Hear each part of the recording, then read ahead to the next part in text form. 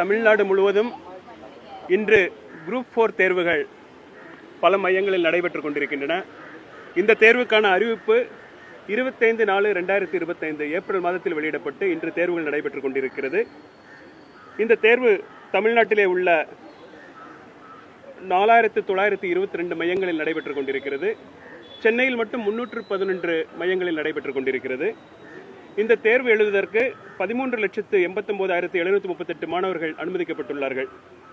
இதில் சென்னையில் மட்டும் 94,848 பேர் இந்த தேர்வினை எழுதுவதற்காக அனுமதிக்கப்பட்டிருக்கிறார்கள்.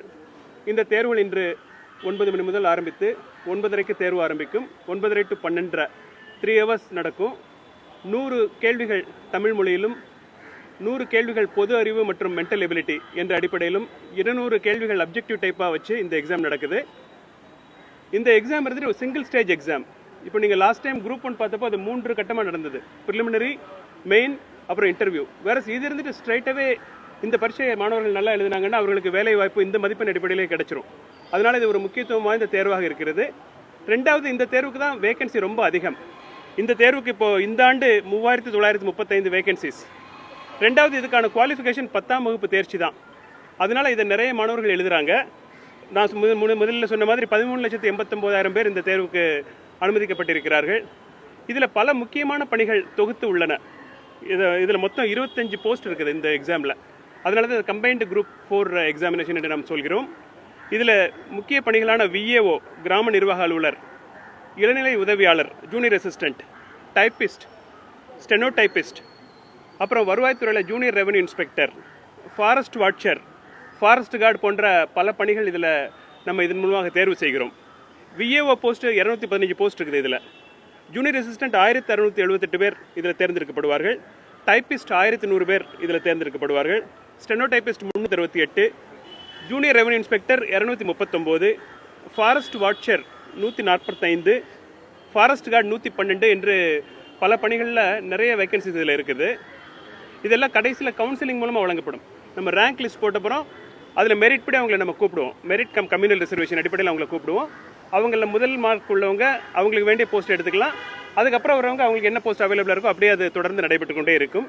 இதற்கான முடிவுகள் ஒரு 3 மாதத்தில் வெளியிடப்படும் என்று நாங்கள் கருதுகிறோம். சென்ற ஆண்டு பார்த்தீங்கன்னா ஒரு 4-4.5 மாதம் ஆச்சு. இந்த முறை நம்ம பல நடவடிக்கைகளை சிம்பிளிஃபை பண்ணியிருக்கிறதுனால ஒரு 3 மாதத்துக்குள்ளே இந்த முடிவுகளை வெளியிட்டு விடலாம் என்று நான் கருதுகிறேன். குரூப் 1 பொறுத்த வரைக்கும் 2 மாதத்தில் வெளியிடுவோம்னு நாங்கள் சொன்னோம். ஏன்னா அது எழுதினவங்க 2 லட்சம் பேர். இப்போ இந்த தேர்வு எழுதினது ஏறக்குறைய 14 லட்சம் பேர் எழுதுறாங்க. அதனால கொஞ்சம் டைம் 1 மாதம் கூடாகும்னு நாங்கள் எதிர்பார்க்கிறோம். அதிகபட்சமாக 3 மாதத்துக்குள்ளே ரிசல்ட் போட்டுடுவோம். முன்னாடி கூட வெளிவரதுக்கு வாய்ப்பு இருக்குது. டிஎன்பிஎஸ்சி பொறுத்த வரைக்கும் நம்ம எல்லா ரெக்ரூட்மெண்ட்டும் ஸ்பீடப் பண்ணதுனால சென்ற ஆண்டு 10,701 பேர் நம்ம ரெக்ரூட் பண்ணோம். இந்த ஆண்டு ஜூன் மாதம் வரை 11,027 பேர் நம்ம செலக்ட் பண்ணியிருக்கோம். இன்னும் ஒரு 4,300 பேர் நம்ம ஏற்கனவே இருக்கக்கூடிய செலெக்ஷன் ப்ராசஸ் மூலம் நம்ம செலக்ட் பண்ணுறதுக்கு ஒரு 2-3 மாதங்களில் செலக்ட் பண்ணுறதுக்கான நடவடிக்கைகள் இருக்குது. மொத்தமாக இப்போ நம்ம இப்போ அறிவிச்சிருக்கிற அறிவிப்புகள் மற்றும் இனிமேல் வரக்கூடிய அறிவிப்புகள், இந்த ஆண்டில் வரக்கூடிய அறிவிப்புகள் சேர்த்திங்கன்னா இன்னும் ஒரு டோட்டலாக ஒரு 10,000 பீப்புள் நம்ம செலக்ட் பண்ணக்கூடிய வாய்ப்பு இருக்குது என்று நான் கருதுகிறேன். டிஎன்பிஎஸ்சி ஒரு ஆனுவல் கேலண்டர் வச்சு செயல்பட்டு வருகிறது. நம்ம போன நவம்பர் மாதத்துலேயே எந்தெந்த தேர்வுகள் என்னைக்கு நடக்கும்னு சொல்லிட்டு முதல்ல நம்ம மாணவர்களுக்கு அறிவிப்பு கொடுத்துட்டோம். இந்த மாதிரி முன்னாடியே நம்ம சொல்கிறப்ப தான் நம்ம எக்ஸாம் ஹால் பிளாக் பண்ணுறது, அதுக்கப்புறம் மாணவர்கள் அந்த தேர்வுக்காக தயார் செய்கிறது. ஏன்னா யூபிஎஸ்சி வேறு நிறுவனங்கள் பல தேர்வுகள் நடத்துகின்றன. அதுக்கெல்லாம் ஒன்றுக்கு கிளாஷ் ஆகாத மாதிரி நம்ம திட்டம் போட்டு நம்ம ஏற்கனவே பட்டியல் போட்டதுனால நம்ம 7 தேர்வுகள் அறிவித்து இப்போ அதில் 5க்கு ஏற்கனவே நம்ம அறிவிப்பு வெளியிட்டு தேர்வு நடந்துட்டு இருக்குது. குரூப் 2-2Aக்கு மட்டும் நம்ம இந்த மாதம் 15 அடுத்த வாரம் நம்ம ரிலீஸ் பண்ணுறோம் அதுக்கான நோட்டிஃபிகேஷன். அதுக்கப்புறம் குரூப் 5Aங்கிறது internal promotion within the government செக்ரட்டேரியட்டில். அதனால் இந்த ஆண்டோட கால அட்டவணையை நம்ம உரிய முறையில் பின்பற்றி தேர்வுகள் எல்லாத்தையுமே நடத்திட்டோம். குரூப் 2A நம்ம அறிவிப்பு வெளியிட்ட உடனே இந்த அறிவிப்புகள்லாம் ஓரளவு கம்ப்ளீட் ஆகிடும். டிஎன்பிஎஸ்சி எல்லாத்தையுமே நம்ம பிளான் பண்ண மாதிரி இந்த ஆண்டு நம்ம நடத்தக்கூடிய வாய்ப்பு நமக்கு கிடைச்சிருக்குது. இன்று இந்த குரூப் 4 தேர்வுகள் சுமூகமாக தமிழ்நாடு முழுக்க நடந்துட்டு இருக்குது. மேற்கொண்டு ஏதாவது கேள்வி இருந்தால் நீங்கள் கேட்கலாம்.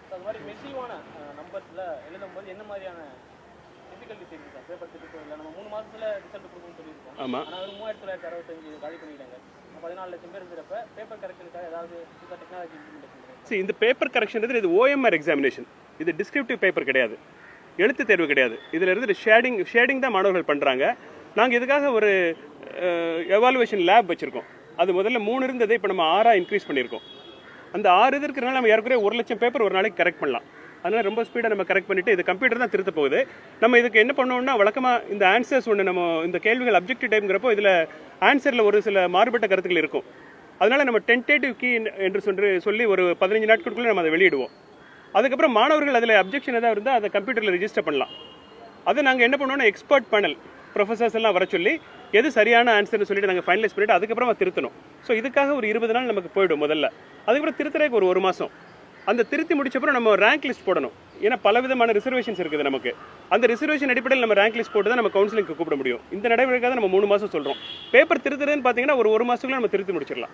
பட் இறுதி ரிசல்ட் போடுறப்போ நமக்கு ஒரு 2 அல்லது 3 மாதம் ஆகிடும். கவுன்சிலிங் நடத்தி போஸ்டிங் கொடுக்குறப்போ ஒரு 3 மாதம் ஆகிடும். சிம்பிளிஃபைடு OMR இன்ட்ரோ பண்ணிருந்தோம் லாஸ்ட் எக்ஸாமில். அது யூஸ்ஃபுல்லாக இருக்கா சார்? மாற்றினதுக்கப்புறம் பேப்பரை கரெக்ஷன் பண்ணுறதுல யூஸ்ஃபுல்லாக இருக்கு.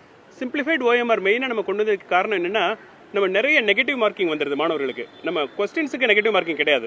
ஆனால் அவங்க கையெழுத்து போடாமல் விடுறது அல்லது அந்த ABCD டோட்டலில் தப்பு பண்ணுறது இது மாதிரி தவறுகளுக்கு நம்ம முன்னாடி மார்க் கட் பண்ணிட்டு இருந்தோம். அதனால நிறைய மாணவர்களுக்கு பாதிப்பு ஏற்படுதுங்கிறத நம்ம உணர்ந்து இப்போ அதை நம்ம சிம்பிளிஃபை பண்ணியிருக்கோம். குறிப்பாக இந்த ABCD கவுண்டிங்கை நம்ம எடுத்துட்டோம். அதுக்கு பதிலாக மொத்தமாக எவ்வளவு கேள்விகள் ஆன்சர் பண்ணாமல் இருக்காங்க மாணவர்கள். நம்ம இன்ஸ்ட்ரக்ஷன் என்னன்னா 200க்கு 200மே ஆன்சர் பண்ணணும். தவிர்க்க முடியாத காரணத்தினால 1-2 அவங்களால ஆன்சர் பண்ண முடியாது. அதை மட்டும் குறிப்பிட்டா போதும் நம்ம சொல்லியிருந்தோம்.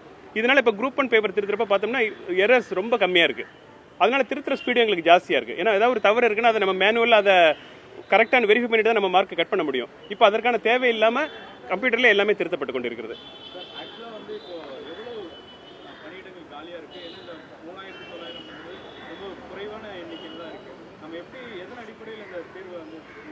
அதான் கடந்த ஆண்டு ஏறக்குறைய 9497 வேகன்சிஸ் இருந்தது இந்த குரூப் 4 பொறுத்த வரைக்கும். அதுக்கு மெயின் காரணம் என்னன்னா முன்னாடிலாம் வருஷம் இந்த தேர்வு நடத்தப்படலை. இந்த தேர்வு 2 ஆண்டுகளுக்கு ஒரு முறை தான் நடத்தப்பட்டு வந்தது. ஸோ அதை போன ஆண்டு பார்த்தீங்கன்னா அது 23, 24, 25 2 வருஷத்துக்கான வேகன்சி. இப்போ ஓராண்டு மட்டும் கணக்கெடுத்தால் இந்த வேகன்சி ஏறக்குறைய அதற்கு தகுந்தபடி தான் வருது. ரெண்டாவது என்னென்னா நம்ம ரிசல்ட் வர வரைக்கும் நம்ம வேகன்சிஸ் ஆட் பண்ணிகிட்டே போவோம். நம்ம எல்லா துறையிலிருந்து மொத்த வேகன்சி ரிக்குயர்மெண்ட் நமக்கு ஒரே நாளில் வராது. அதனால வரக்கூடிய உத்தேச வேகன்சி வச்சு நம்ம எப்பவுமே ஒரு அறிவிப்பு வெளியிட்டு தேர்வு நடத்திடுவோம். அந்த தேர்வு நடைமுறை முடிகிறதுக்கு இன்னும் ஒரு 3 மாதம் இருக்கிறதுனால நாங்கள் பல துறைகளையும் கேட்டுட்டு தான் இருக்கோம். கூடுதல் வேகன்சி வந்துச்சுன்னா அதை இந்த ரெக்ரூட்மெண்ட்ல நம்ம சேர்த்துக்குவோம். அதனால இந்த எண்ணிக்கை கூடுறதுக்கு வாய்ப்பு இருக்குது.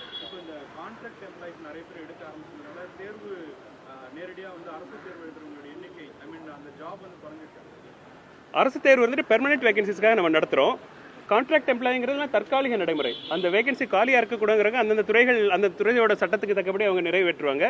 நம்ம TNPSC பொறுப்பு என்னென்னா நம்ம ஃபுல் டைம் ஜாப் அவங்க 30-35 வருஷம் அரசாங்கத்தில் நீண்ட காலம் வேலை பார்க்கணுங்கிறக்கான தேர்வுகளை நம்ம நடத்துகிறோம். அதனால் நம்ம ஃபுல் டைம் வேகன்சி ஃபில்அப் பண்ணுறதுக்கு தான் முன்னுரிமை கொடுப்போம்.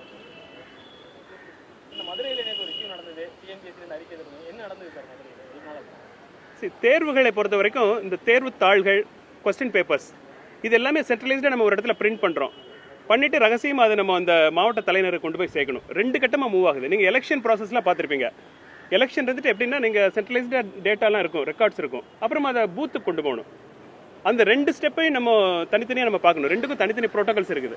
இப்போ உதாரணமாக மத்திய இடத்துலேருந்து நம்ம மாவட்ட ட்ரெஷரிக்கு போகிறப்போ அதுக்கு நம்ம பயங்கரமான ப்ரோட்டோகால்ஸ் வச்சுருக்கோம். ஏன்னா அது மொத்தமாக பல்காக போக போகுது. அதனால் அந்த ட்ரெஷரிக்கு போகிறப்ப நம்ம க்ளோஸ்டு வெஹிக்கிளில் போட்டு சீல்டு வெஹிக்கிளில் போட்டு கேமராஸ்லாம் வச்சு நம்ம கொண்டு போய் அங்கே இறக்கி மாவட்ட ஆட்சியர்கிட்ட ஒப்படைச்சிடறோம். ஒப்படைச்சப்பறம் அங்கே உள்ள பேப்பர்ஸ்லாம் சரியாக இருக்கா? ஏன்னா இப்போ இந்த எக்ஸாமில் 300 பேர் எழுதுறாங்கன்னு வச்சுக்கோங்க. அந்த 300 கொஸ்டின் பேப்பர் 300 ஆன்சர் ஷீட் கொண்ட பண்டில் அங்கே இருக்குதா? Every bundle is sealed. எதுவுமே ஓப்பன் கிடையாது. அந்த எக்ஸாம் ஹாலுக்கு போய் தான் அது திறக்கவே படும். இந்த பண்டில்ஸை வெரிஃபை பண்ணுறது மாவட்ட ட்ரெஷரியில் சீஃப் இன்விஜிலேட்டர்ஸ்லாம் வர சொல்லி வட்டாட்சியர்கள் மாவட்ட உறவாளர் முன்னிலையில் அதை வெரிஃபை பண்ணுவாங்க. உள்ள மாவட்ட ட்ரெஷரியில் வெரிஃபை பண்ணுவாங்க. வெரிஃபை பண்ணப்போ இப்போ இந்த மாதிரி தேர்வுகள் மாவட்ட அளவில் நடக்கல, தாலுக்கா அளவில் நடக்குது. ஏன்னா நம்பர் ஜாஸ்தியாக இருக்கு இல்லையா? அதனால இது மாவட்ட ட்ரெஷரியிலிருந்து சப் ட்ரெஷரிக்கு மூவ் பண்ணணும். One more stage of movement. அந்த மூவ்மெண்ட் வந்து க்ளோஸ்ட் வெஹிக்கிளில் போகுது. க்ளோஸ்ட் வெஹிக்கிள்லாம் கண்டெய்னர் கிடையாது. அதில் என்ன, அதில் போலீஸ், ரெவென்யூ, TNPSC ஆஃபீஸர்ஸ் 3 பேருமே அதை பொறுப்பெடுத்து அந்த பண்டில்ஸ் க்ளோஸ்டு பண்டில்ஸ் தான். அந்த பண்டில்ஸை பொறுப்பெடுத்து வாகனங்களில் உள்ளூர் வாகனங்களில் மூவ் பண்ணி அந்த ட்ரெஷரியில் கொண்டு போய் டெபாசிட் பண்ணுவாங்க.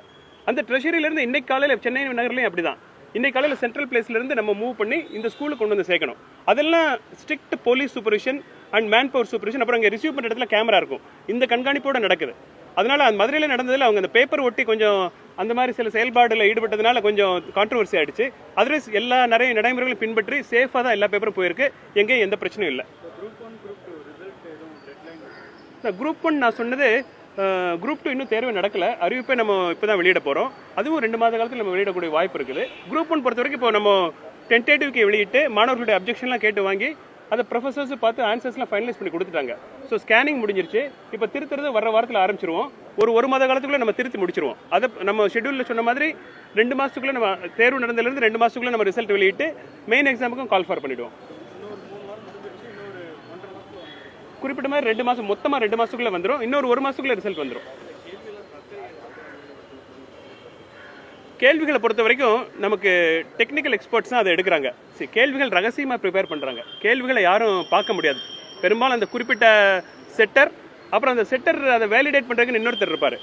அவங்களுக்கு நம்ம இன்ஸ்ட்ரக்ஷன்ஸ் கிளியராக கொடுத்துருக்கோம். கான்ட்ரவர்ஷியல் கொஸ்டின்ஸ், பொலிட்டிக்கல் கொஸ்டின்ஸ், இந்த மாதிரி கேள்விகளெல்லாம் கேட்கக்கூடாதுன்னு சொல்லிட்டு தெளிவாக நம்ம இன்ஸ்ட்ரக்ஷன் கொடுத்துருக்கோம். அதையும் மீறி ஒரு சிலர் தவறுதலாக சில கேள்விகளை செட் பண்ணுறப்ப நமக்கு இந்த மாதிரி ஒரு தர்ம சங்கடமான சூழ்நிலை வருது. நாங்கள் மறுபடியும் செட்டர்ஸ்க்கு வலியுறுத்திருக்கோம். Controversial questions, politically sensitive questions கேட்கக்கூடாதுன்னு சொல்லிட்டு வலியுறுத்திருக்கோம். அந்த மாதிரி யாராவது தொடர்ந்து எடுத்துகிட்டு இருந்தாங்கன்னா அவங்கள நாங்கள் இந்த பேனல்ல இருந்து எடுத்துருவோம். அது வந்து ஒரு கண்டிஷன் இருக்காது, இந்த மாதிரி கேள்விகள் கேட்கக்கூடாது, இல்லை அது பாடப்புத்தகத்துலேருந்து வர்றது இல்லை ஜென்ரல் நாலேஜ் வரும். அதாவது பாடப்புஸ்தகத்தில் தற்காலிக வரலாறு, தற்கால வரலாறு இதெல்லாம் இருக்குது நமக்கு. அதனால சில கேள்விகள் நம்ம அவாய்ட் பண்ண முடியாது. தற்கால வரலாறு, இந்தியாவுடைய ஃப்ரீடம் ஸ்ட்ரகிள் பற்றிலாம் கேட்குறப்போ ஆசிரியருக்கு ஒரு சுதந்திரம் இருக்குது.